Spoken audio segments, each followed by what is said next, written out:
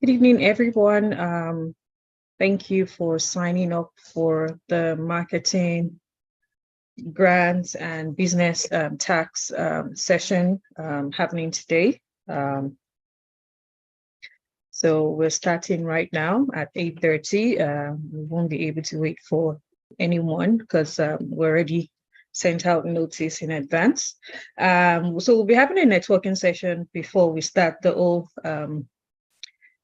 session, and if you would love to turn your camera on so that you're able to participate in this session, and so that you can introduce your business. So the chat is open as well for networking. You could drop your links into that chat box, and your social media, your website, it could be LinkedIn, anything you would love to put there for people to connect with you, that is also open. And more people are joining, so I'll just give an extra 5 minutes for that. So if your camera is on, it means you would love to talk about yourself and your business. If your camera is not, it means you're not interested in that.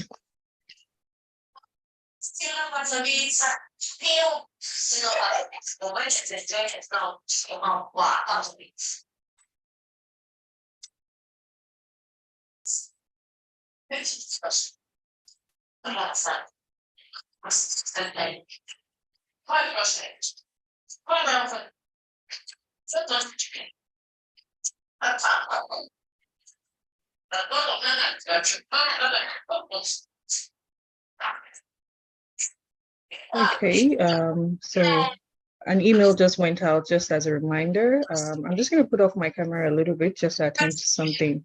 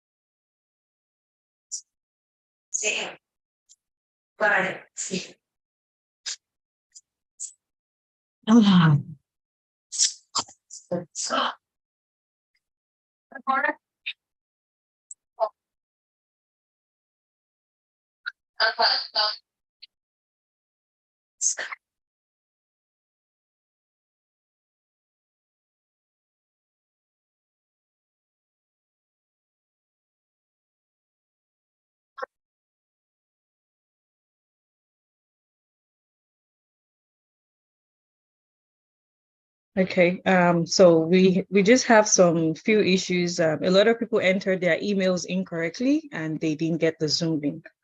So we've been getting lots of email requesting for the link. So hopefully someone is working at the back end to get that sorted. Good evening, everyone. My name is Miriam Murtala. I'm the founder of Canada Vendors. A lot of you might know me. A lot of you might not know me. So Canada Vendors is an advertising and business development platform that was founded in Canada in 2017. From there, we were able to also grow into a digital marketing platform using technology to create visibility for businesses, also creating brand stories, one business at a time. And we've expanded across different provinces in Canada and also into some parts of the US and UK and Africa as well. We also organize business networking events all through the year. We take on business networking projects as well for our clients. We consult for large, medium, micro, and nano businesses across Canada.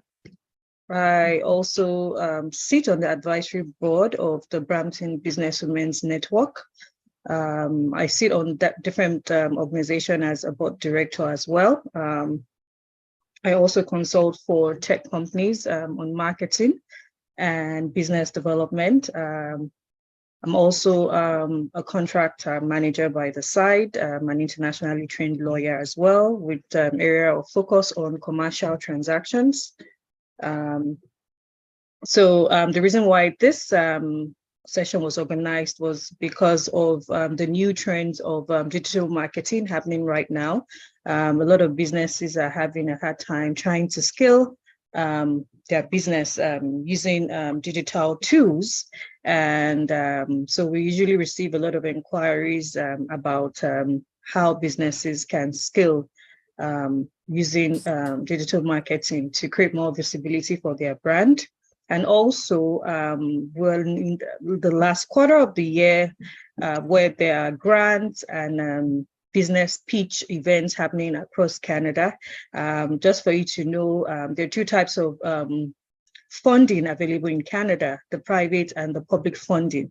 There are more private funding than public funding. As you all know, after COVID-19 and the restrictions were lifted, government reduced the amount of funding, especially on grants. So the private sector picked up on that, but to access funding in the private sector, you must know how to pitch. And pitching involves different levels. You could pitch in front of a panel in person, or you could pitch online, or you could record your business pitch, and that will be sent to a panel for them to judge and see if you can, if you qualify to access the funding. Also, tonight we'll also be talking about business tax, which will be moderated by a speaker. She's online right now, Sujata De Souza. She's a financial educator, so she'll be taking that session. I just have like 10 minutes for a brief networking session. So if you would love to talk about your business, you could put on your camera to do that. We have the chat box open as well, where you could put all your business details, the links, your website link, your social media handle. So I can see Talkware has a camera on. So yes, Talkware, you can introduce yourself and talk about your business.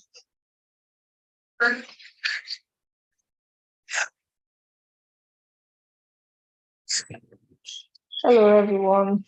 My name is Talkware, and I'm the founder and owner of Top CO Cakes and More, where we make sweet and yummy cakes for your delight. To discerning clients, because I realized that not all cake tastes the same, and I was always longing for what I know or what I like. So my idea in life is I don't offer what I can't take, what I can't eat. I don't give it to people.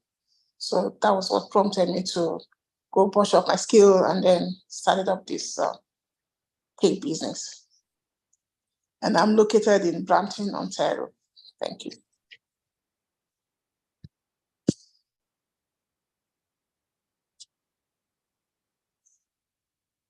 Where did I go?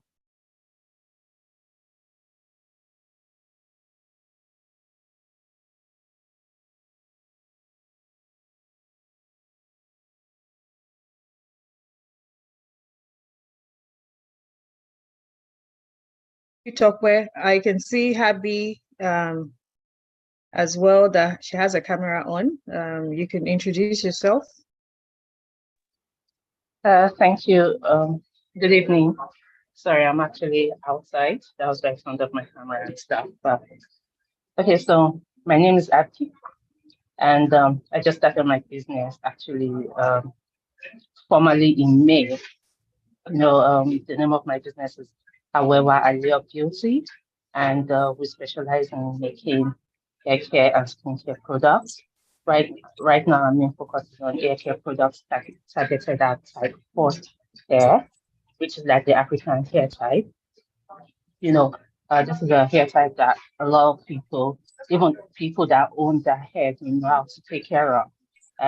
We've had, growing up, we always had like the notion of having straight hair. So a lot of us tend to perm our hair, but moving to Canada, especially with 2 girls with long hair, I had to trust managing their hair because as toddlers, adding chemicals to their hair isn't recommended. So I had to manage their natural hair, and it was a bit of a challenge because there weren't so many products that kind of are suited to our hair type, and that took me on a journey to learn about our hair type, a journey to learn about making cosmetics, and I've got good feedback using the products myself. I've got good feedback, giving it to testers, and I think I'm ready to come to the world to showcase the products to the world. We have, and then our products are mostly similar to what natural ingredients,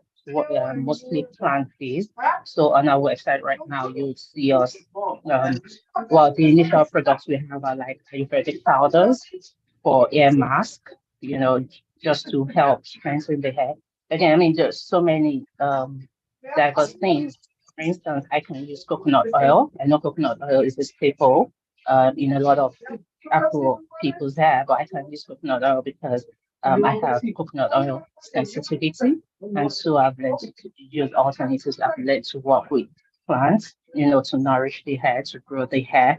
Like my hair now is just less than 5 years old, and I've been able to grow it to a healthy form. So basically, we are out there to help people, grow their hair and, in growing their hair to help them build their confidence, because we recognize that these things can affect self-confidence, And so one of the things we also aim to do is to encourage people, to help them build up their confidence, to help them be able to stand all over the world. Thank you.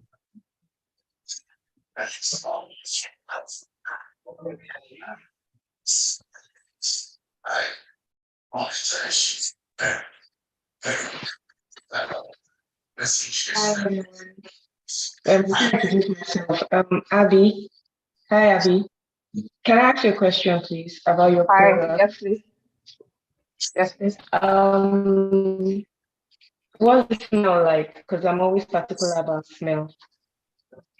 The smell?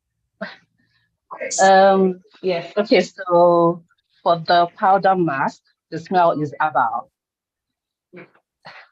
that, because I know a lot of us Okay, on smell. For the benefit of time, we won't be able to go into questions. Okay. If you have Yeah, questions, you can you could private offline. chat her. Yeah. Oh, okay. Sorry Yeah, about so that. that's why we have the chat box open where people can Okay. put in their business details. I would advise if you're using a mobile device or a desktop device, you can copy your Instagram link Okay, or yeah. your website link. You can put it in the chat box. Okay. I apologize for that. So, Yeah, it's my okay. name I'll is, be happy to take whatever questions you have offline or okay. behind the screen. Okay. Yeah. Thank you. Okay. My name is Abimbola Babashola. I'm a marketing enthusiast. Back home, I studied law. Still studying law though, like more like remote. About 10 years post call, and I've always had keen for marketing, like brand awareness, and also digital marketing. And I'm also a market researcher. And one thing I love to do is being creative. So just tell me what to do, and I'll write a story on it. A storyteller. On the side, I do Nigerian pastries, small chops, meat pie, sausage rolls on the side. Thank you.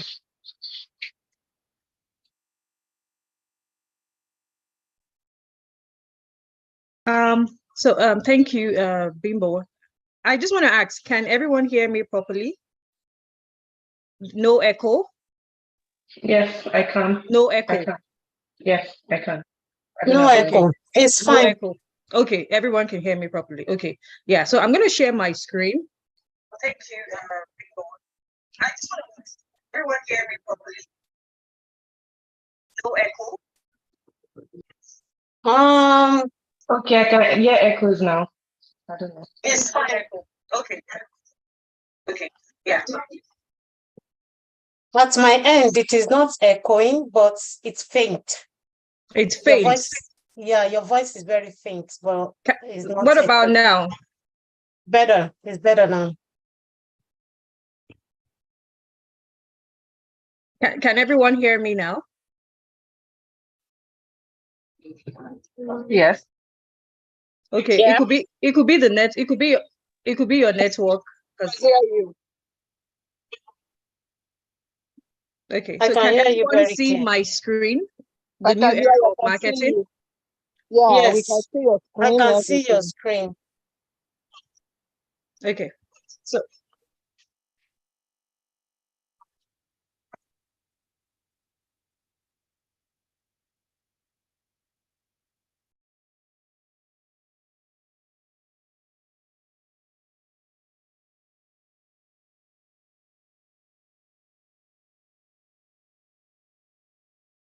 okay. Can everyone see the second slide? Being an entrepreneur. Yes. Okay. So I'm going to start my presentation. I will be talking about marketing. So right now, we all know the world is going through economic turbulence, especially here in Canada. It's not been easy with the interest rates going up. We're in the era of everyone should have a side hustle, have multiple streams of income. And one of the best ways to do that is to be an entrepreneur. So being an entrepreneur, before you became an entrepreneur, you should always remember that you're human. Entrepreneurship is a journey. You discover yourself more and more daily. You are your brand. Networking is an essential business tool in Canada. Technology is the future of business, also the future of e-commerce. You have to be very authentic and you have to show your brand personality. Irrespective of any business you're doing, you have to cater to your content. You have to cater your content to your target audience. And now we're in the new era of making videos. You have to incorporate lots of videos into your content. So there's something we call top of mind. And now we're going into the interactive session. So if I may ask, when you think of a brand doing bread in Canada, what brand comes to mind? Please, you can put the question, the answers in the.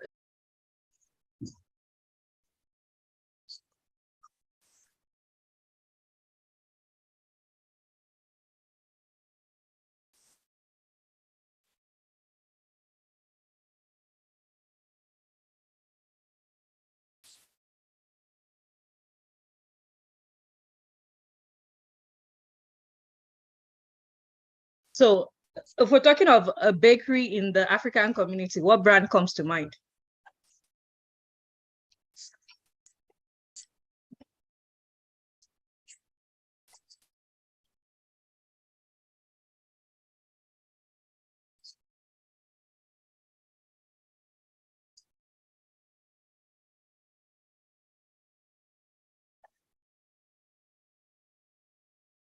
The name of a bakery in the African community.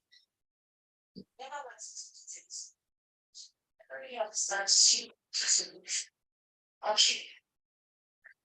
Try.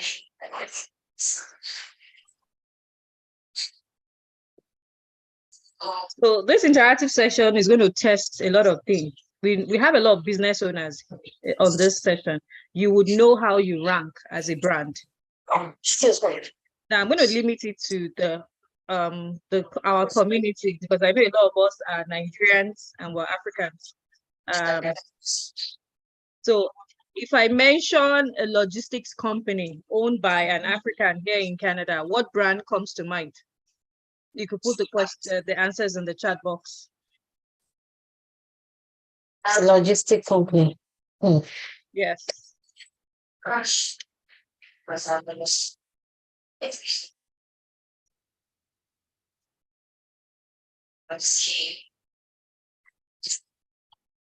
Yeah, cargo and logistics, shipping company.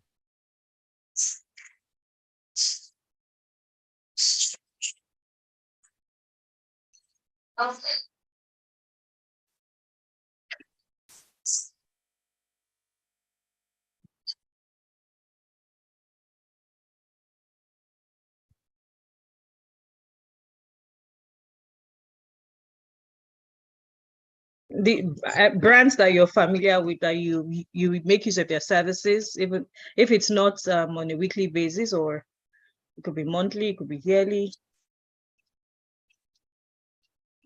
So if I talk of an advertising company owned by an African here in Canada, what brand comes to mind? A page or a platform that is very active on social media, what brand comes to mind? Crush.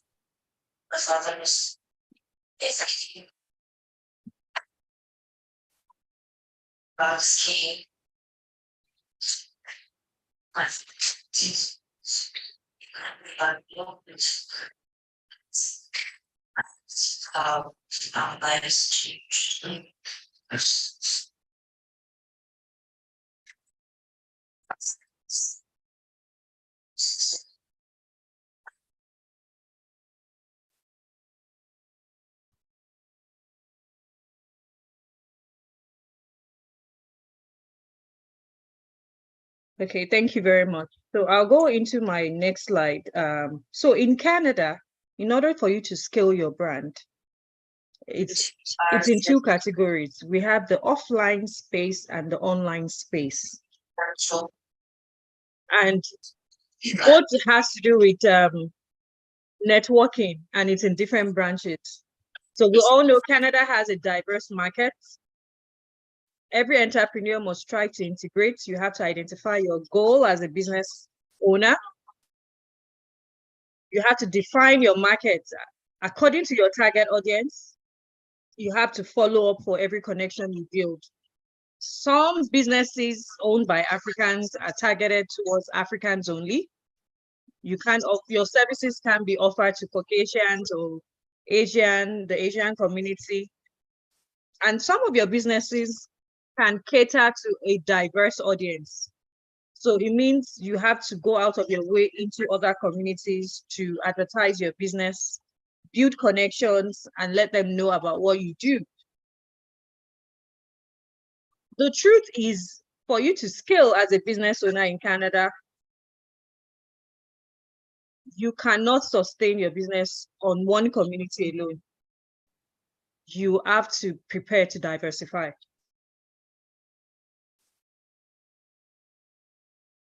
And there are times you can't meet some of your leads online, meaning a lot of people won't trust what you're putting up online. Even if your page has beautiful aesthetic, your face is all over the page, for one reason or the other, some people would connect to you more when you go into an event in person and they meet you, they talk to you, they ask their questions.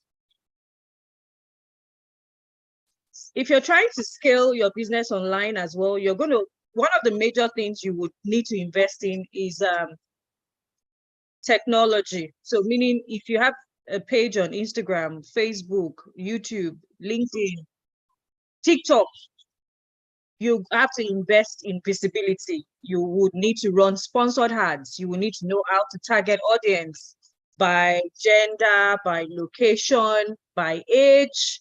They have all those tools there. Can I ask how many people have a business page on TikTok and LinkedIn?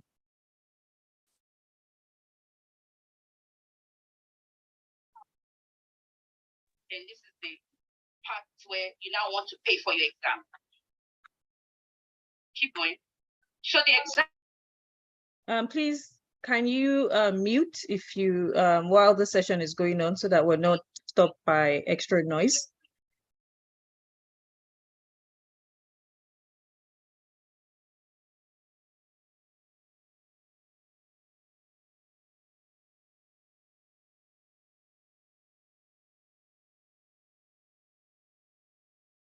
Also, can I ask how many business owners are service-based or product-based? You can put that in the chat box as well. If you're a product-based business or you're a service-based business.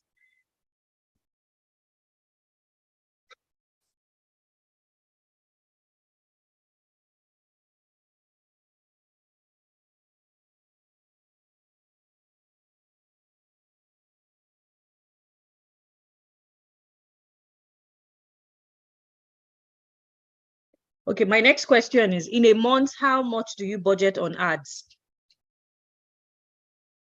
So online space, sponsored ads, offline space, do you attend networking events to exhibit your products, exhibit your company?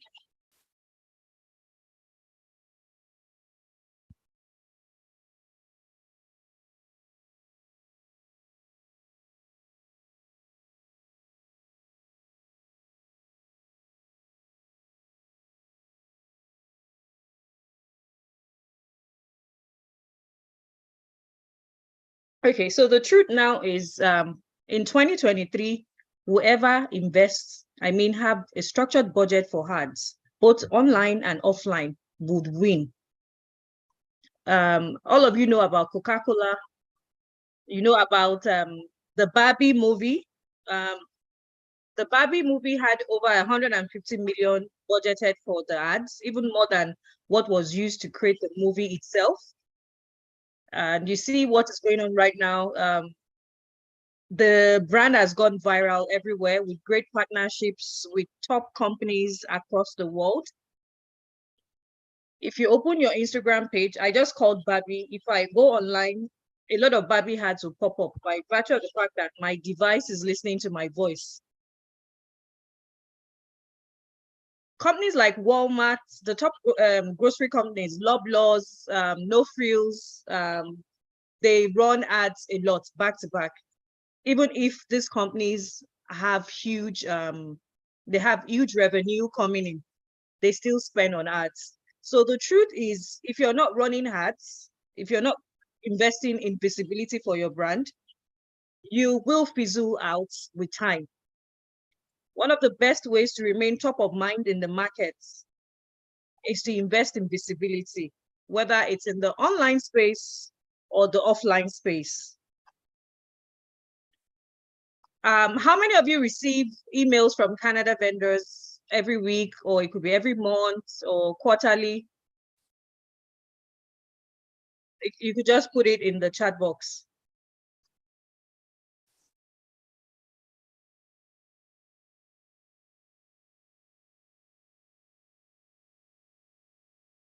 Yeah, so that's what we deploy.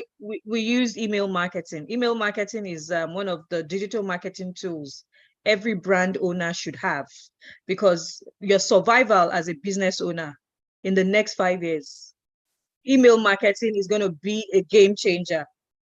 So what does that mean? You have to invest in your digital marketing platform. So your website should have an email marketing integrated into it. With emails, you can keep in touch with your subscribers. If you have offers, if you have any information to pass. We also have SEOs as well. Your brand should be discoverable on Google. Can I ask, can everyone go online to search for their brand name and see what pops up? If you go on Google, if you could search for your brand name and see what pops up.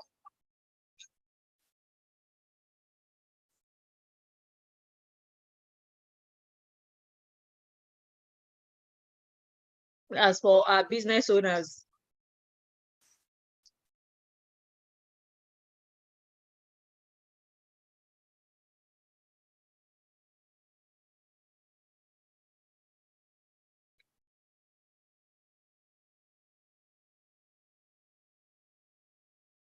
so through that, you can check how you rank on your on Google, like the search ranking. So I saw Wonder Bread in the chat box. So I just went online to search for Wonder Bread. I know someone posted Wonder Bread, right?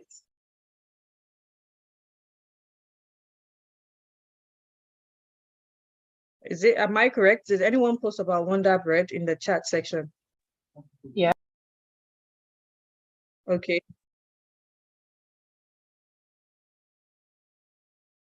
Okay, yeah. So so someone also posted Wazobia Bakery. Okay, and also I would like to know where everyone is tuning from. So if you can post your province or your city in the comment section as well. You can check Rosie Couture Canada. Let's see how it goes, please. Rosie Couture Canada. So I can understand what exactly you're talking about. So I just searched for Wazobia Bakery on Google. It's not bringing up anything. It's bringing a restaurant.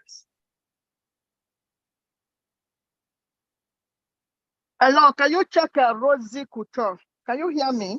Okay, I can hear you. So I won't be able to search for everybody. That's why I'm asking everybody to search for themselves. There's something called SEOs. I can't go much into that. Yes, I can hear you.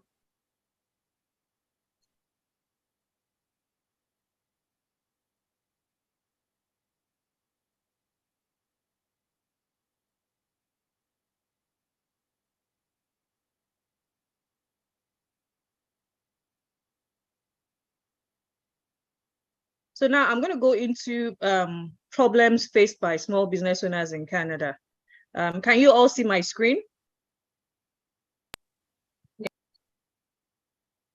So we have funding as a major problem. We have debt, we have marketing, we have human resources, and we have owner's fatigue. Owner's fatigue, I would really want to talk about that. And a lot of business owners do not like to delegate their daily tasks. There are so many things they shouldn't be doing, but for one reason or the other, they want to do it all. And when they do that, it brings about owner's fatigue. And a lot of businesses face problems because the owner is the CEO, the marketer, the content creator, the social media manager, the accountant, everything, and they burn out. And when you burn out, it means your business can't run because you're the only one doing everything. Then I go into problems faced online by business owners. Visibility, customer experience, new technology tools, cybersecurity, hacking, account termination, competition, quality website traffic and visitor conversion, finding the right market. I would like to plead with everyone. Customer experience is very important. if you know you can't handle clients, you don't have a business language, you don't have a business language that has courtesy, please do not set up a business.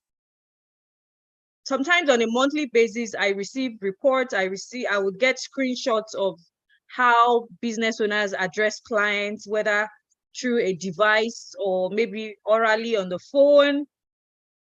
We all know there's a popular saying that customer is always right. Some customers might be, they might go overboard, they might be bullies. But as a business owner, you have to keep your cool. You have to have a business language. When people call your business line, there has to be a structured response. If there are delays, if there are issues with your business operations affecting the clients, you should have a business language to address such. You should have, your business language must have a bit of courtesy. It shouldn't be a language portraying that you're not compassionate enough to listen to what the client is going through. The same tone you use when you received payment should still be the same tone you would use till the transaction ends. Then visibility. I can't say this enough. By virtue of the fact of what I do online, I see a lot of businesses struggling. A lot of business owners are not techy enough. Technology is playing a huge role in terms of how you survive online. Every day I consult for businesses on how to create content, on how to structure their business profile online. I always say this, Instagram might look free, but it's not free. Now we have Threads. How many business owners have accounts on Threads? Instagram Threads. It's a new app that has been launched by Instagram. It's kind of like a Twitter. It was a Twitter mimic.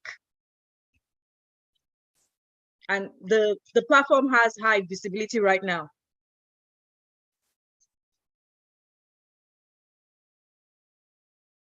Also, now I'm going to go into grants. And it's because there's a component there, quality websites. Right now, grants are getting very competitive. To apply for grants in Canada, some of the eligibility tools require you to have a structured website. Some would even ask for you to put your Instagram link, your YouTube link, your TikTok link. They want to see how you've invested in your brand online before you can even be eligible to access funding. So I would plead with everyone right now to go check what kind of website they have. If you don't have, make sure you put it in plans to open a website.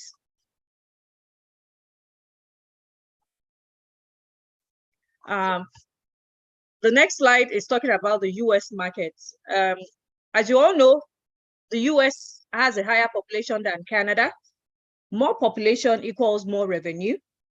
In order to scale into the US market, you have to build trust as a brand. We all know that sales is an element of trust. Then you have to use micro influencers in different communities in the US to get into the face of your target audience in major US cities. Strategic marketing is also very essential if you want to scale into the US market. We have a lot of Canadian brands that are doing very well in the US.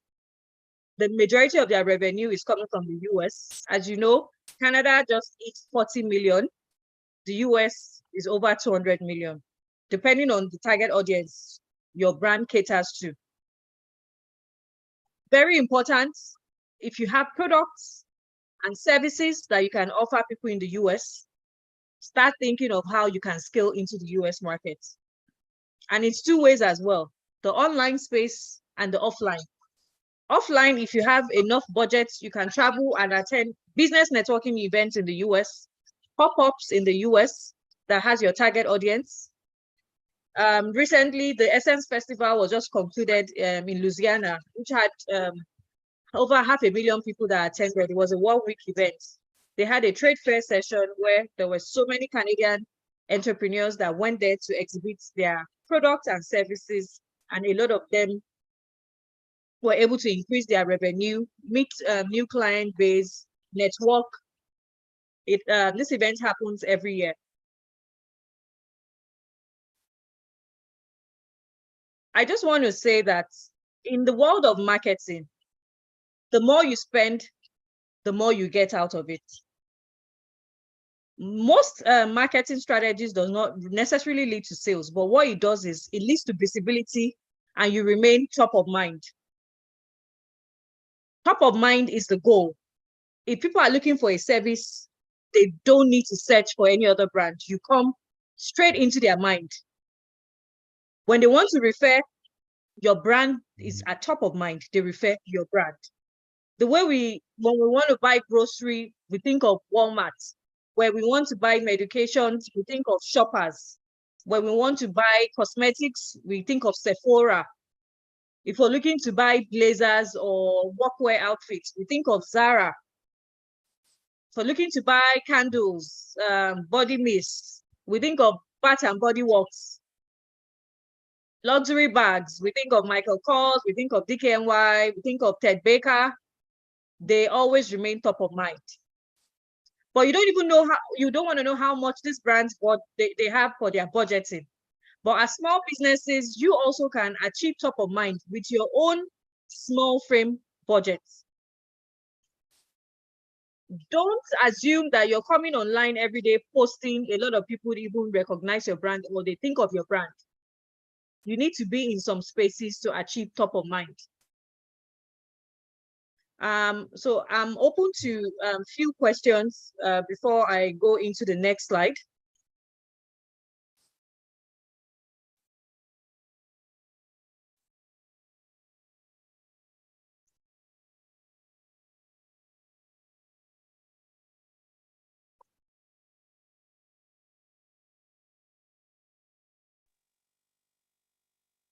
So if anyone has any questions.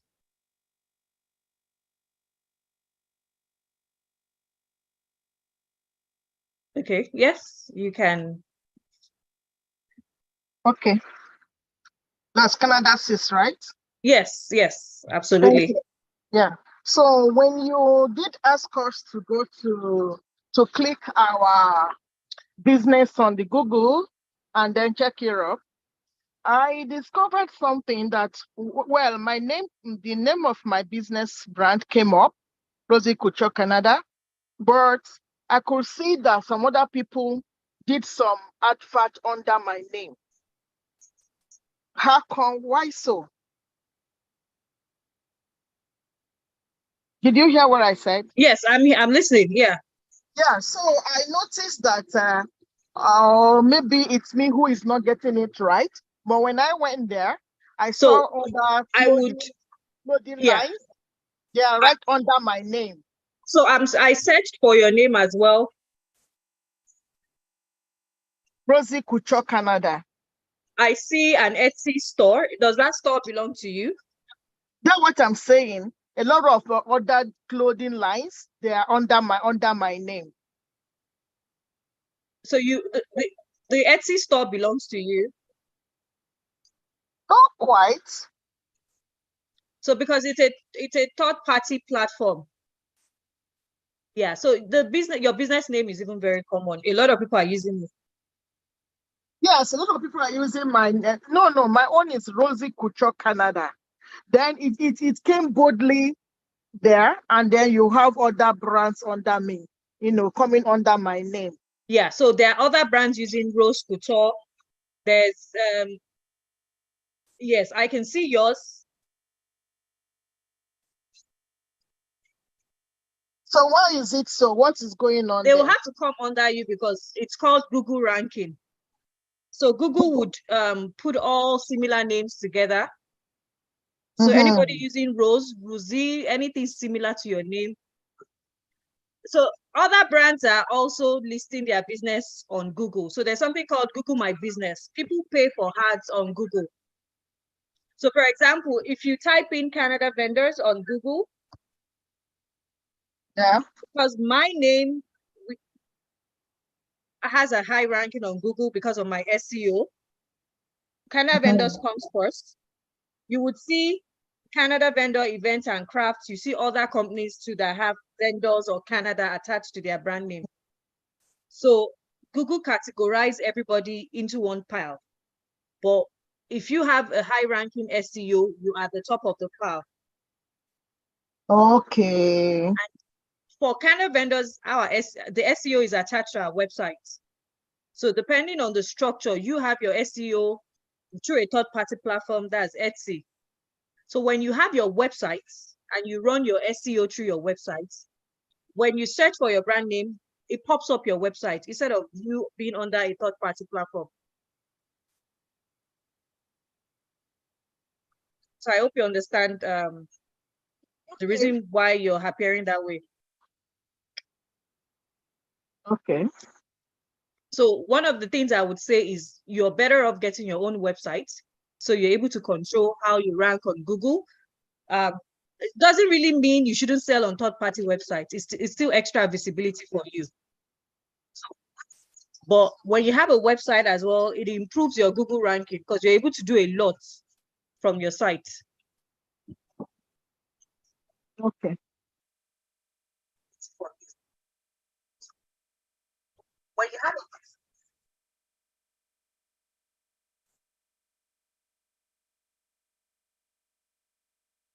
Okay. and this is my major thing for a lot of brand owners. You cannot assume that everybody knows you. We have newcomers coming into Canada every day. They are looking for products and services. One of the major platforms they go onto is on Google. They will search for you on Google. They will search for Google reviews. This is even very common with restaurants. I know someone that came in from, I think, New Brunswick or Nova Scotia. They were looking for a Nigerian restaurant to patronize. They went on Google. I think they couldn't get me on phone because the person is a personal friend. But they went on Google, they searched for restaurants, and they were reading reviews. And one of my reviews popped out on Google for one of the restaurants I usually go to. And that informed their decision to patronize that business. So one thing happened, they didn't go on Instagram to search, they didn't go on Facebook to search, they didn't go on YouTube to search.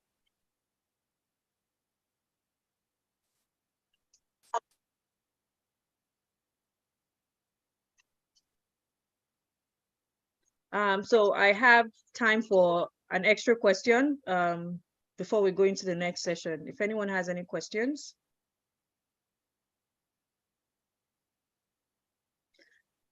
Just in summary, visibility is key towards the survival of any brand. You have to remain top of mind. To remain top of mind, you need to spend money. You need to invest in marketing. I would, after the whole session today, I would love for brand owners on this live to go on YouTube to go check the brand story of Coca-Cola and Barbie, because that's what's currently trending. Look at what some of the strategies that was deployed. Me personally, as a brand owner involved in advertising, one of the major things I tell my clients is you have to remain top of mind. I was out of Ontario some weeks back, and I was able to connect with a lot of entrepreneurs outside of Ontario. I posted something on Threads, and people were sending me messages. And really, in summary, what happened at that point was because Canada vendors was top of mind. It's very clear we are visible all over Canada. So if you want to survive as a business owner in North America, you have to invest in visibility. You have to remain top of mind. I'll conclude my session. I'm supposed to talk about grants, but I would allow our second speaker to take over the financial literacy and business tax session. So I'm going to introduce her. So we have Sujata De Souza. She is a financial literacy educator. She has been in the banking sector for over 27 years, if I'm correct. She has been able to build a very good brand, educating people through different financial products. The goal is to empower a lot of families right now. And this is what I tell people. There were so many things I didn't know when I came into Canada as a new immigrant. I wished I had known some of these things. there's something going on right now. I don't know if anybody watches documentaries or podcasts, Warren Buffett podcast, the law of compound interest. It is very real. A lot of people should know how money works. If you relocated to Canada in your 40s or late 30s, you don't really have time anymore, especially for retirement, especially with the way inflation is right now. You must have a lot of investment strategies that must be working for you while you're growing old. So I would allow her to start the session. I don't want to talk too much. She'll be able to tell us more about different strategies to save on business tax and also on investments. Awesome. Thank you, Miriam.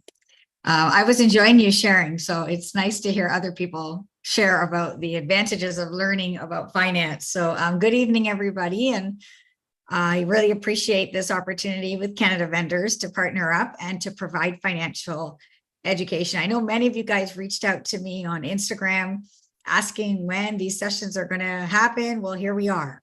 They're happening.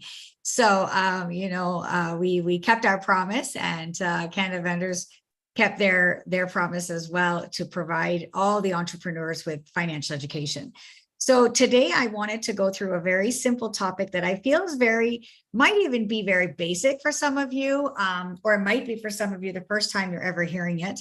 But I wanted to not assume what the level of understanding is here today in terms of finances when it comes to businesses. So I'm going to go through it. And of course, please feel free to ask questions or anything of that sort. Would I be able to share my screen? And that way we can be able to get right into it. I was thinking I'll present first, and then we'll be able to have questions at the end. Okay. So I just want to make sure you guys can see my screen. Can I get like a thumbs up from all of you, or somebody or somebody unmute and say yes? Yes. Okay. Awesome. Thank you. So I see here. So what you can see there says basic tax tips for business owners.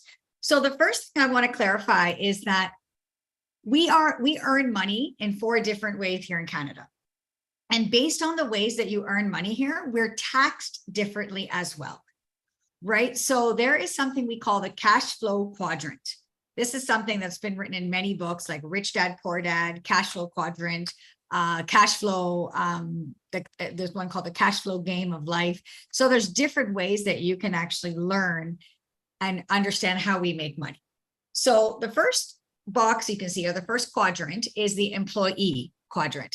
And that is the one where basically you have a job. So it's your time in exchange for money. And that's how you earn money. So the more time you give, the more money you make, right? But of course, as we all know with the job, we are taxed at source and we are paid a gross income. But after taxes, what we receive is what we call a net income. Now, many of us go into becoming entrepreneurs, and we start off in where we call self-employment. Self-employment is where I own my business. Okay, so I'll give you an example. I'm a doctor. As a doctor or a lawyer, I own my firm. I own my clinic. But if I'm not there to serve my clients, I don't make money. So it's still my time in exchange for money. So actually, as a self-employed individual, every morning we wake up unemployed because every day we have to work to earn money. So that's what self-employment is.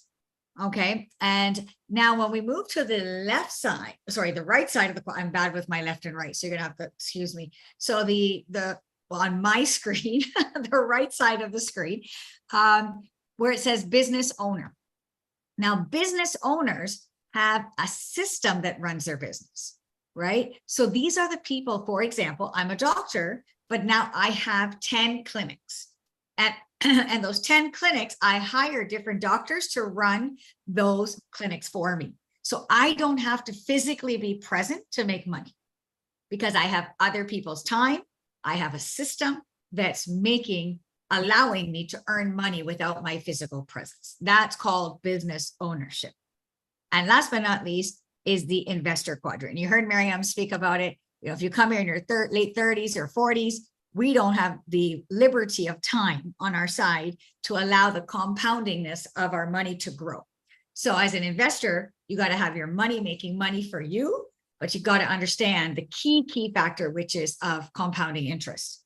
So when we look at this, you can see here, this side of the quadrant, this is where over 80% of our population is, right? Or they're saying here 95%, right? But in Canada, it's about 80% of our population.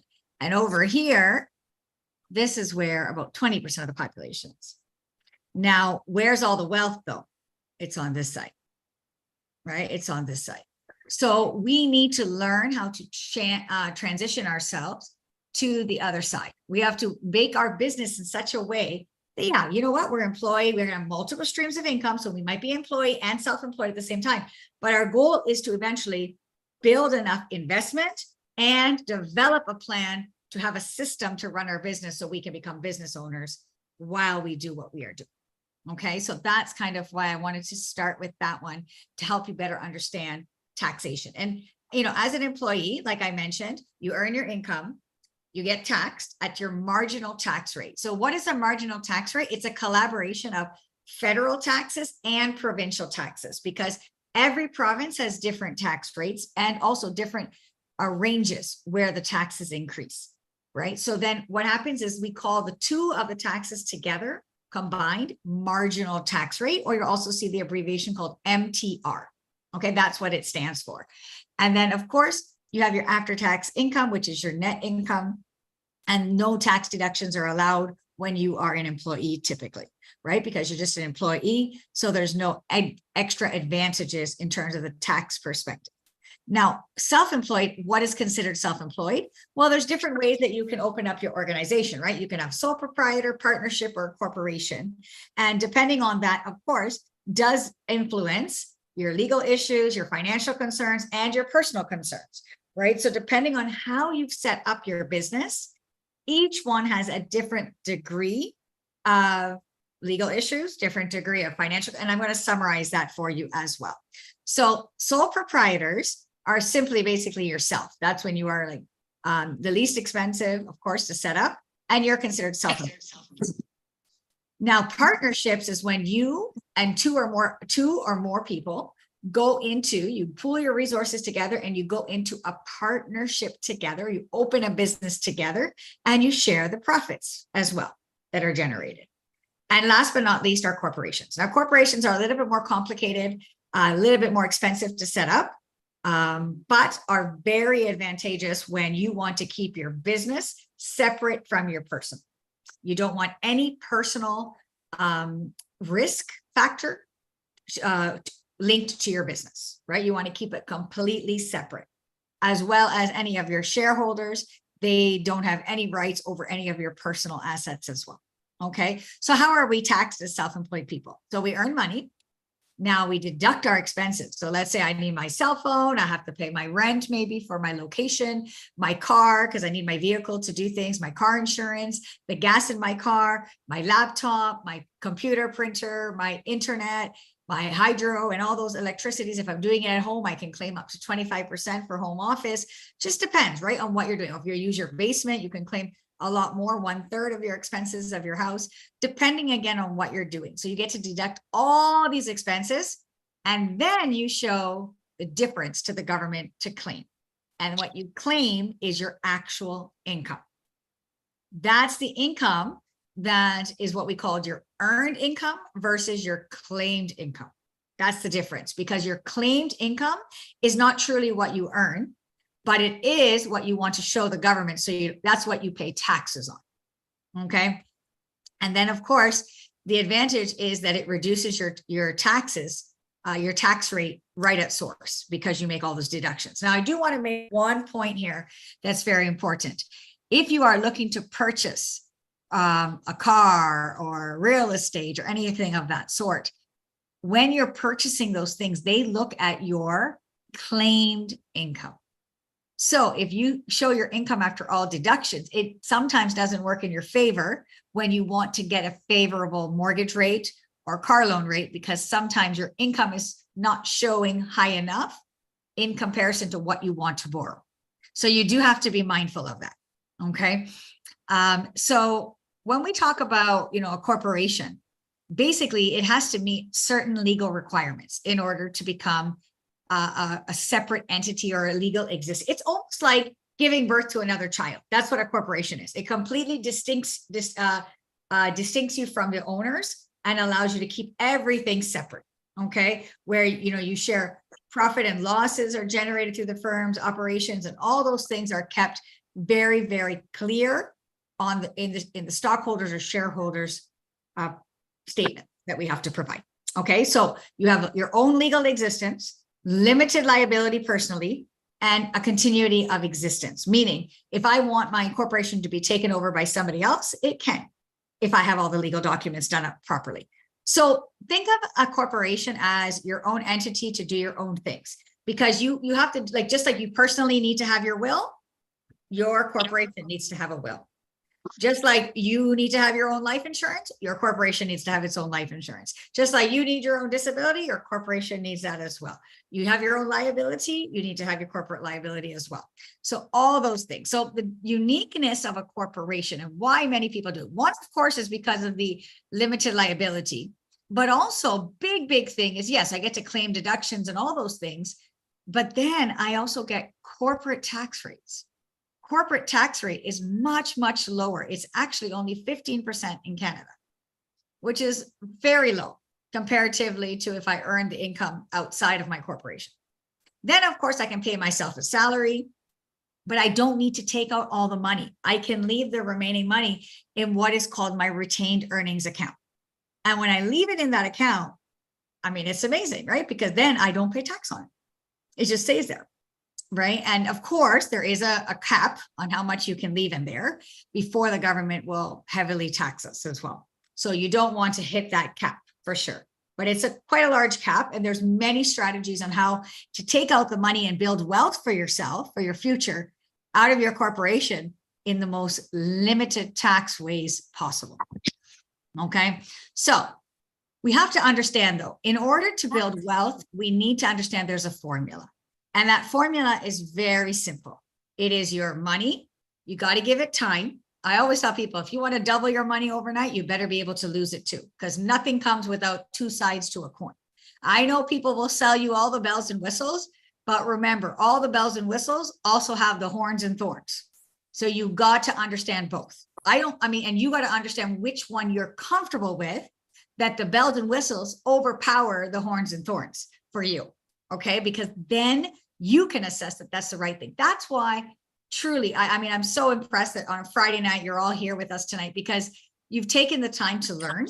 You've taken the time to understand better so that you can make the right decisions for yourself and your business, right? And then of course, rate of return. If you want to get that compounding interest that Miriam was speaking about, you need to have a good rate of return to keep you ahead of inflation and taxation in this country.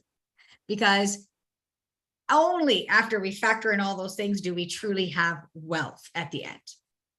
But now here in Canada, what would you like to get rid of if you could? And you can use the chat box for this one.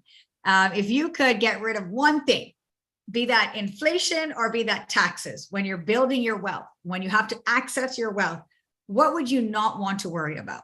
Inflation or taxes? Let's see what the group says. You can use it. You can unmute as well, of course. Yeah. Or you can put it in the chat box. Tax, right? Abby, Canada vendors. Yep. Anybody else? Anything different than other than taxes? Are we all unanimous here? Inflation, Abby. Okay.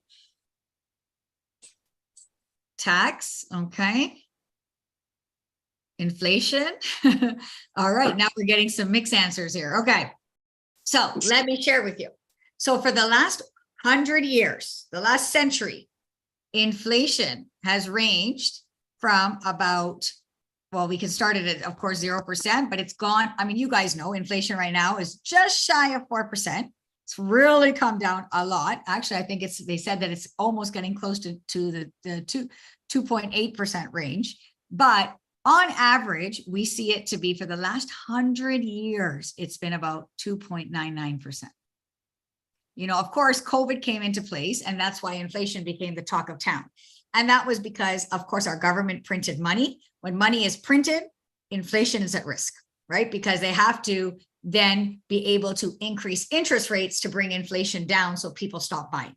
That's the whole cycle that we've been in. And this was expected, right? Again, if we understood, and we have a seminar that just talks about the impact of inflation on interest rates. And just learning that allows you to better understand how the whole system works. It's amazing. It's quite powerful. But taxes, did you guys know they start at about 13% and they go all the way to the highest tax bracket in Canada is 54%. Right? So even the lowest tax bracket is still lower than inflation. So for those of you that chose taxes, I definitely side with you. Okay. So yes, no taxes. So then the question really is then, we say nothing in the world is certain except for death and taxes. Very depressing, right? You make money, they tax us. You spend it again, they tax you again. You save it in the wrong places, they tax you. And when you die in this country, they still tax you. But I'm here to tell you that if you're making money and you're an entrepreneur, you can limit how much they tax you. If you're spending money and you're an entrepreneur, you can limit how much they're going to tax you. If you're saving money and you learn where to do it in the right places, you can also limit if and how much they tax you. And when you die, if you set yourself up correctly, you can actually eliminate taxes at death as well. Okay, so there are ways around all of these, but if you don't do anything about it, then yes, this is the consequences of you not knowing. So what is the impact on taxes on your money? So let's say I have $1 and I double it 20 times, compounding, right? 1 to 2, 2 to 4, 4 to 8, 8 to 16, 16 to 32, and you get my point. Eventually, if you do that 20 times, you will have over $1 million in your wealth building account with no tax implications. But I'm going to ask you a question. If I add 17% tax, not a lot of tax, just 17%.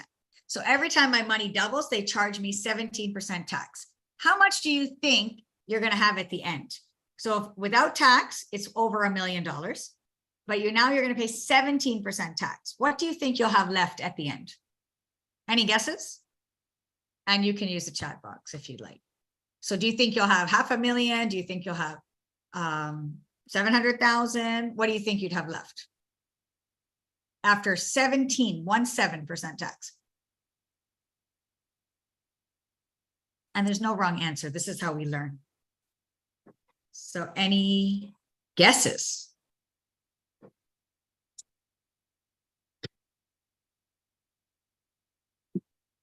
No guesses? Do you mean the same amount over a 20-year period being Same taxed amount over a every 20-year period with 17% tax each time your money doubled. year? You won't have anything by year 20 then. Oh, okay. You're very, you've been in Canada too long, I think. Right? To know. Well, okay. So let me give you the answer for 17%. I'll let you guys guess the next one. So at 17% taxes, you guys will have 177,000 left. So you lost over close to 900,000, right? Over. Now, what if we had it? Because we know that's not a very big tax bracket. But what if you did 27% tax, which is more of the average?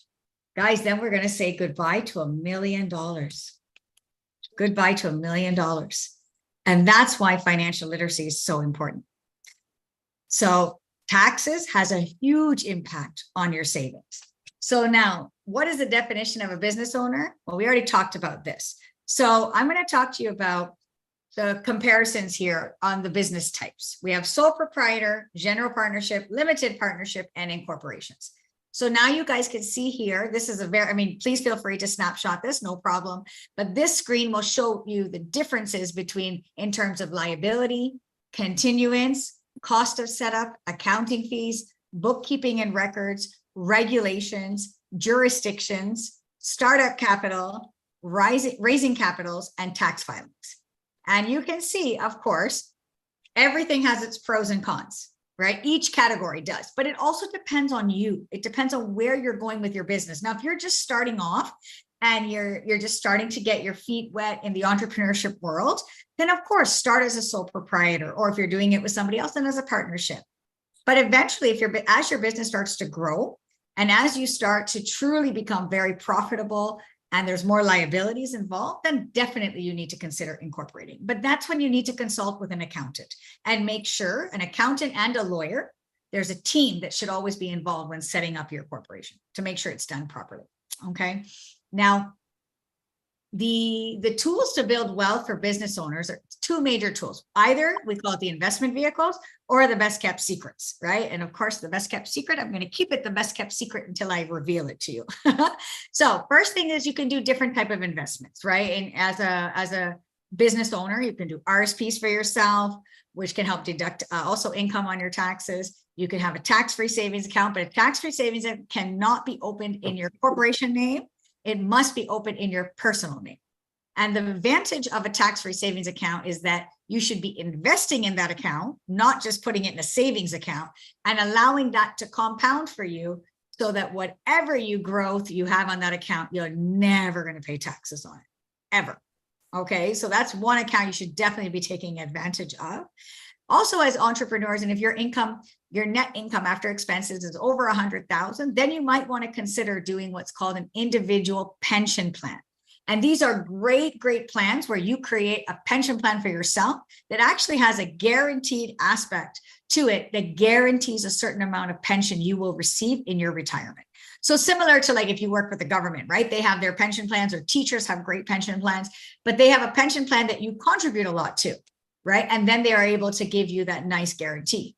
Similarly, you can set up yourself the same way under your corporation, okay? And you can, of course, do just non-registered investments as well.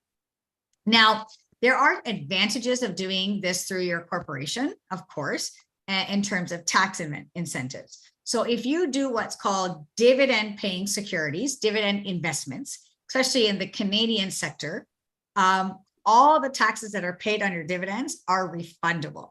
And Canada gives over $50,000 back. If you gain in interest, you don't pay any tax on at all. Okay, if it's dividend paying funds. So you have to see where you're investing. So please don't be those people that just say, oh, I have a financial advisor. My financial advisor is looking after everything. I don't need to worry about nothing. No, you need to be aware, because the average age of the financial advisors today is 55 plus. They're like 10 years away, less than 10 years away from retirement. Tomorrow, somebody else is going to take over your portfolio. But if you're not aware of what's going on, how do you know? How do you validate that what's being done is being done correctly? And it's being taken into consideration what you're doing. You should be having reviews with your advisors at minimum once a year to make sure all your investments, your insurances, your mortgages, your children's education plans, everything is set up correctly.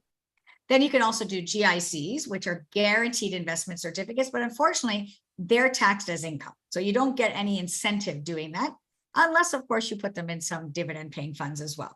And of course, you can do just regular mutual funds or stocks or segregated funds, but those ones are advantageous because you only pay 50%, what we call capital gain tax. So that actually works out to be only about 23.5% on your gain. So that's a lot more advantageous. Now, I know that these numbers might go over your head at this point.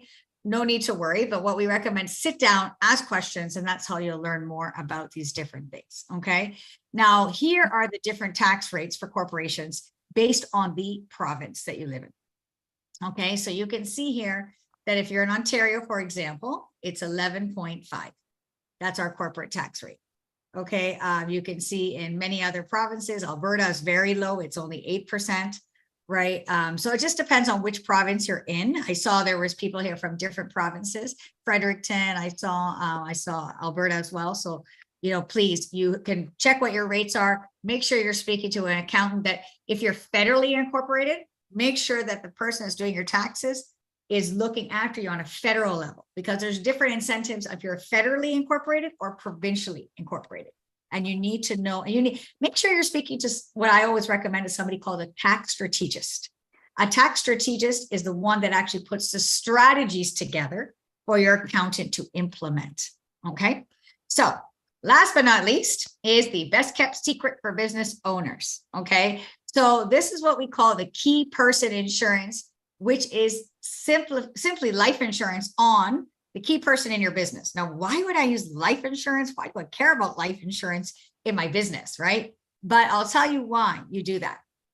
Because first of all, you can have two types of life insurances. You can have term, which is just really where you're strictly concerned about if that person was to pass, that your business should still survive.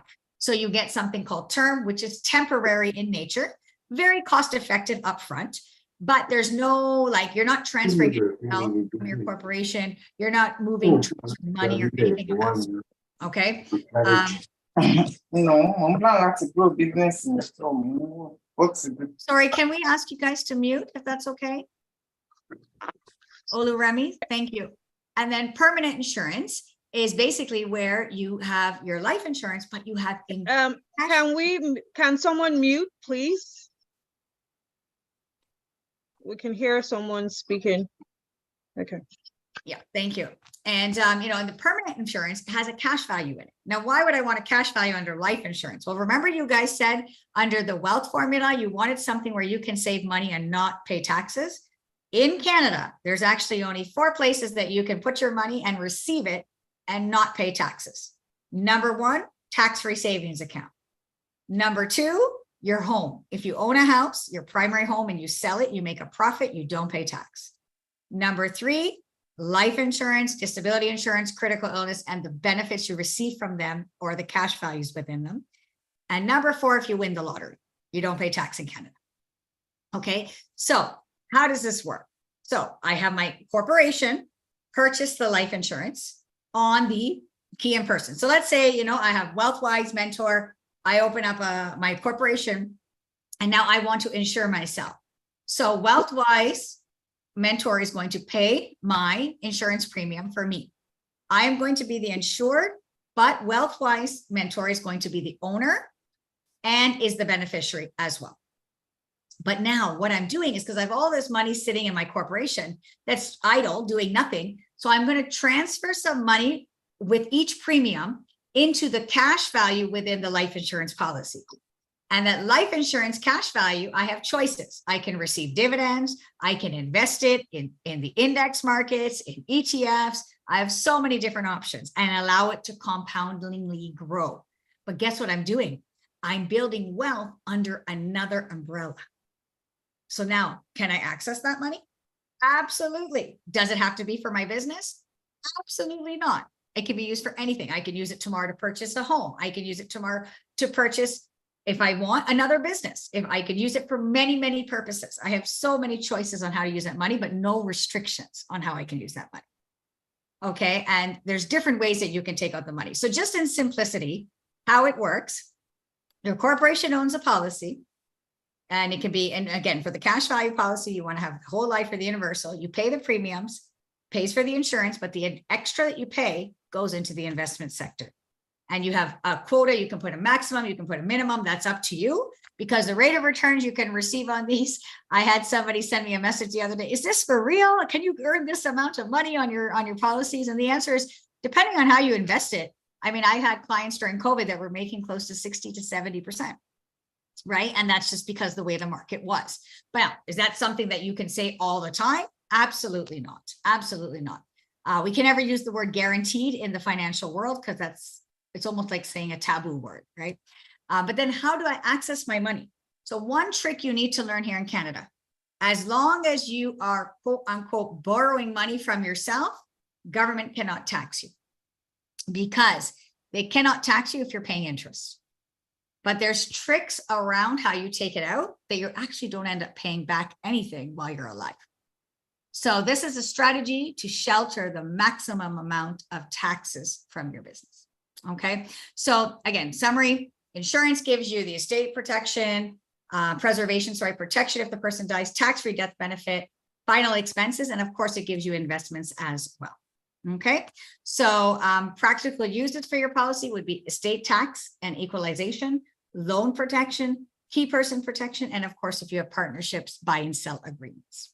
Okay. So I just wanted to, really give you guys, I'm going to skip all that part, but just to let you guys know, did you know that Walt Disney borrowed money from his life insurance policy to help fund Disneyland amusement park? You know, a lot of people don't know the history behind how many people have used life insurance to get themselves ahead.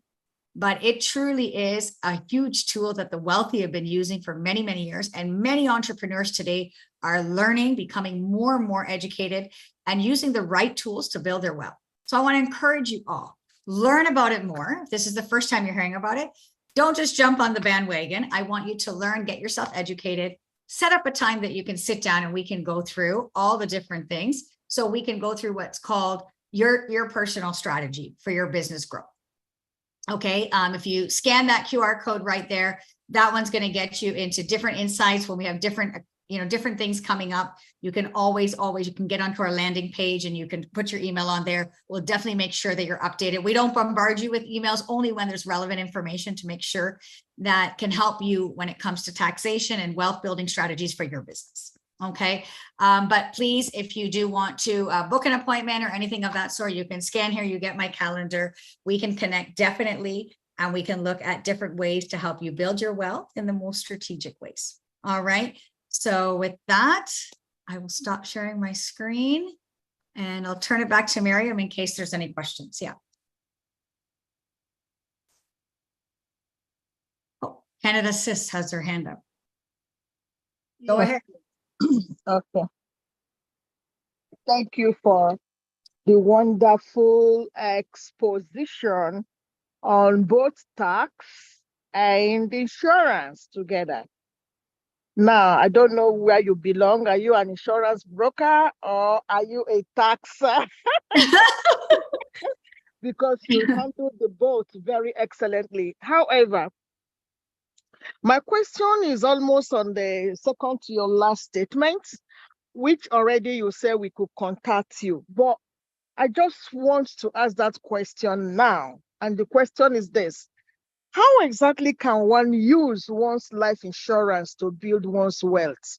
How is that possible? Are you saying that in your lifetime, you can take money out of your life insurance to do whatever, especially your business, to really, and how does that really work, please? Because I have 2 life insurance on ground already. Okay, yeah, I mean, life insurance is designed in such a way that you can have the simple one that doesn't have cash value in it, but there are cash value life insurances. The reason this was designed is because the insurance industry has very special tax rules with the government of Canada and the US, actually. So this works cross-border, and it actually works in many countries across the world. So insurance industries fall under a very specific tax jurisdiction, and that is why they're allowed to use what we call cash values, which is an investment component within the life insurance. That you can use it for any purpose. So for example, I actually opened up a policy for my son when he was 2. Now people say, why would you open a policy on your child? Well, because I didn't want to open up an education saving plan for him that was going to give me only restrictions if he wanted to go to school and only for that purpose, right? And what if he gets a scholarship? Then I don't need that RESP, right? So I decided very quickly that I needed to find something that gave me flexibility and options without restrictions. Right. And that's when I started to venture out into life insurance. I joined the industry over 15 years ago. My son is 16. So I learned about it and I said, wow, so this is what the wealthy have been doing. And we just don't learn about it because it's hard to grasp the concept. You're right. It's hard to grasp. Why would I use life insurance to build my wealth? But when you start looking at taxation, you want to find every way possible to transfer money in the most tax efficient way, especially from our businesses. Otherwise, if we leave it in our business and we hit the $500,000 threshold and just sitting in our corporation, the government can tax us 50% and they go for a beautiful ride with that. So we have to make sure we're very strategic on how we take money out. But I mean, I can actually show you, definitely we can connect and I can show you different way how it actually works, the actual behind the scenes, how the insurance is set up and why it has these special tax incentives around it. Okay, so I would like to meet you more to absolutely have one-on-one interaction with you on this. Absolutely, because I love the idea of this particular insurance, life insurance, being used to build your wealth. That sounds pretty good. Thank you very much for You're that. very welcome. You're very Mhm. welcome. Okay, Omotope, I see. Go ahead. Yeah, so if you take out money from your life insurance, does that mean you wouldn't get tax on it? Correct. Depending on how you take it out. Yes. So would there be like a threshold of withdrawal, or what would you say is your reason for wanting to take out the money when it's not like you're sick or something?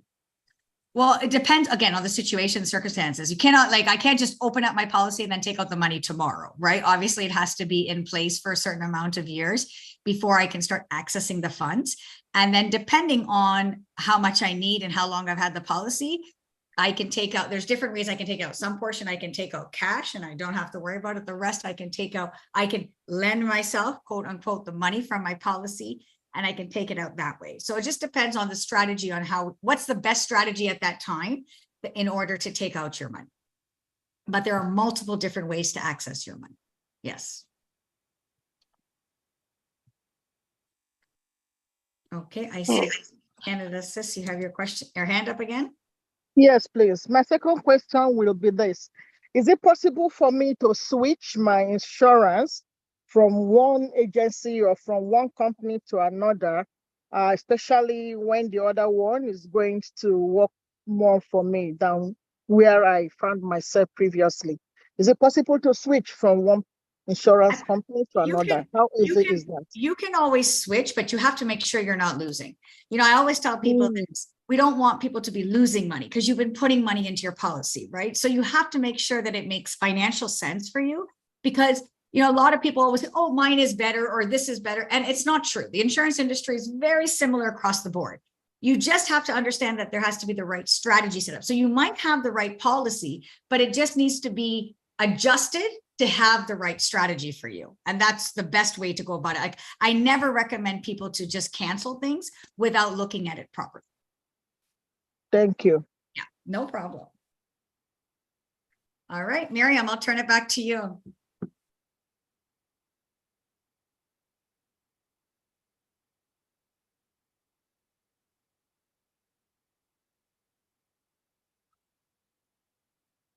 I'll turn it back to you. Okay, thank you so much, Sujata, for that fantastic presentation. And like I said, Canada, Sally, in Ontario, our license plate says yours to discover. There's so many things to Okay, thank you so discover, much, Sujata, for that fantastic especially in the financial sector. Canada, Sally, Feedback. It's echoing. It's echoing back. Echo, there's a We're getting feedback. Thank you so much, Sujata. Oh, sure.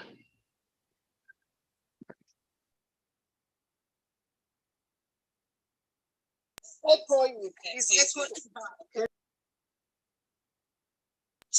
Okay, can you guys hear me now? Is there still feedback, like echo? That's better now. Yeah. It's better now. I think probably someone is playing the YouTube, so maybe they might have to turn off the YouTube. Like echo? Okay, there's a okay. Just is it better? It's better now.